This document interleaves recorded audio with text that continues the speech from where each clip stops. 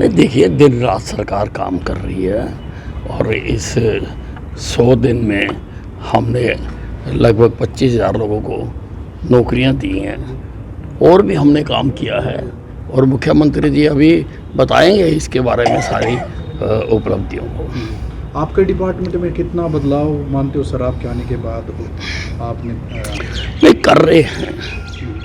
अभी एकदम मैं कहूँ कि कोई बदलाव हो गया, कई हम चीज़ें, अब हमारा क्योंकि टेक्निकल डिपार्टमेंट है, करने के लिए अब बिजली डिपार्टमेंट में हम जो कर रहे हैं, बसों के लिए जो हम कर रहे हैं, सारे जो अड्डे हैं वो हम ठीक होना चाहते हैं कि ठीक वो रहें। मैं खुद जा रहा हूँ जगह जगह पर, अच्छा खाना मिले।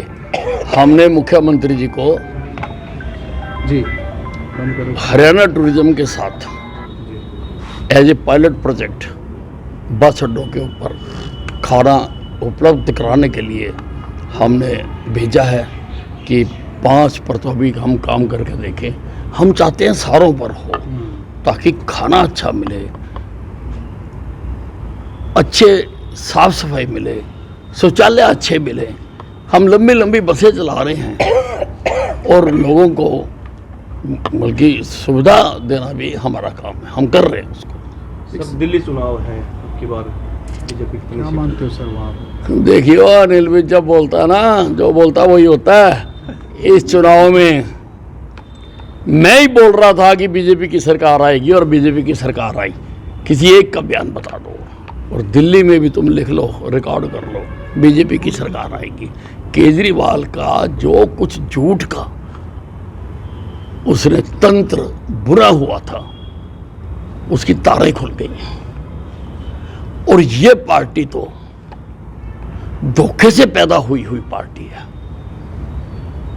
ये जो अन्ना हजारे जी का भ्रष्टाचार के खिलाफ आंदोलन हुआ था, उसकी पॉपुलैरिटी को इन्होंने एनकैश करके धोखे से अपनी पार्टी बनाई। अन्ना हजारे जी के आंदोलन में कहीं पर भी ये एजेंडे में नहीं था कि हम ये सुधार राजनीतिक पार्टी बनाकर लाएंगे, लेकिन कुछ शातिर लोगों ने उस जैसे व्यक्ति के साथ भी इन्होंने छल किया और इन्होंने पार्टी बनाई और धोखे से उपजी हुई चीज का अंजाम हमेशा बहुत खराब होता है। किसान आंदोलन को लेकर क्या कहेंगे सर? सरकार ने निमंत्रण दिया है किसानों से बातचीत करने का। हमें केंद्र ने कराया, बात कर रहे हैं। मूलतः वो किसान पंजाब की भूमि पर बैठे हुए हैं। डल्लेवाला जी ने जो अमरन अनशन रखा हुआ है, पंजाब की भूमि पर रखा हुआ है।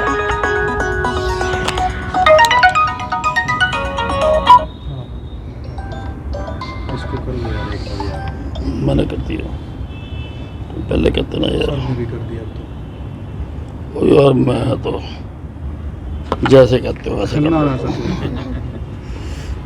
परिवहन विभाग पर सर आपका फोकस पूरा है, तो बिजली निगम में भी कोई बदलाव की संभावना है या सर्जरी की जरूरत है कहीं ना कहीं? किसमें?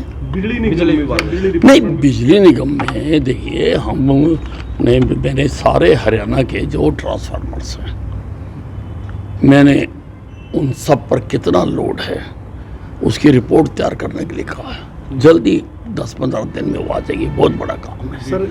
और कितना का ट्रांसफार्मर लगा हुआ है और सारों को मैंने कहा है कि उनको अपग्रेड किया जाए ताकि ना हो ये जो नंगी तारे जाती हैं। इसके लिए भी हमने सारी हमारा केस तैयार होकर चला गया है कि आर्मर्ड वायर आए ताकि कुंडी नहीं लग सकती उसमें, नंगी जो तारे हैं। और जो सोलर एनर्जी है, अभी जयपुर में रीजनल कॉन्फ्रेंस हुई थी, सारे मंत्री आए थे उसमें, तो मैंने वहाँ भी एक सुझाव रखा कि हर गांव में एक सोलर पावर हाउस लगा दिया जाए दिन की बिजली के लिए, क्योंकि जो दिन रात की बिजली होती है उसमें बैटरियां लगानी पड़ती हैं, वो महंगी पड़ती है। दिन की बिजली 2-2.5 रुपये यूनिट पड़ती है। Of grid. हाँ, और सारे किसानों को जो ट्यूबवेल का कनेक्शन है वो उस पावर हाउस से दिया जाए। और जिस प्रकार से सभी कर्मचारी अधिकारी एक निश्चित समय पर दफ्तर जाते हैं, शाम को घर वापस आते हैं, बच्चों को लेके बाजार घुमाने जाते हैं, रात को आगे परिवार के साथ खाना खाते हैं, मैं चाहता हूं कि किसान भी दिन में अपने खेत में जाए, काम करे, दिन में उसको पानी मिले। जब सूरज चमक रहा है तो समझ लो कि उसका ट्यूबवेल चल रहा है, जाए खेत में पानी दे, शाम को वो भी अपने बच्चों को लेकर बाजार घुमाने लेकर जाए और रात को परिवार के साथ खाना खाए।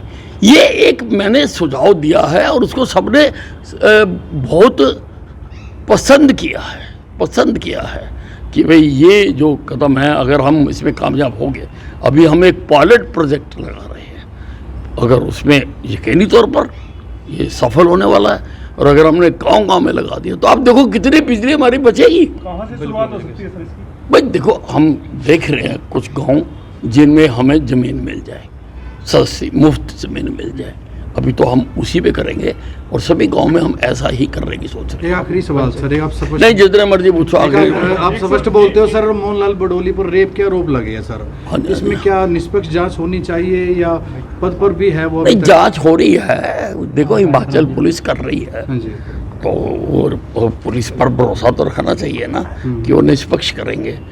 और जो सारे तथ्य सामने आ रहे हैं, जैसे बडोली जी भी कह रहे हैं कि मैं निर्दोष हूँ, और जो गवाह थी वो भी कह रही है कि भाई ये जो है ये मेरे सामने कुछ घटित नहीं हुआ, तो उम्मीद है कि निर्दोष ही साबित होंगे।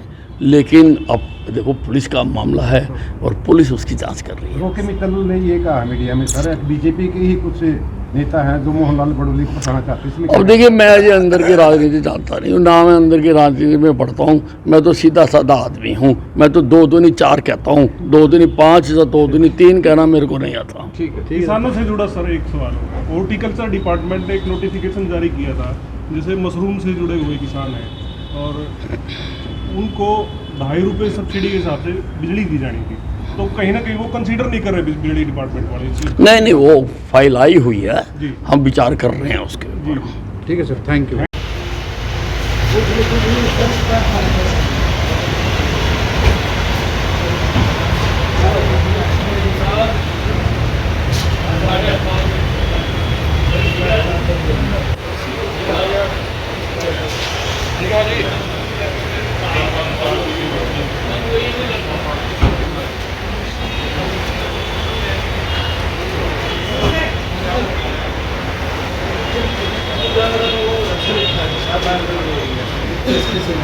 इसकी सुनो सर।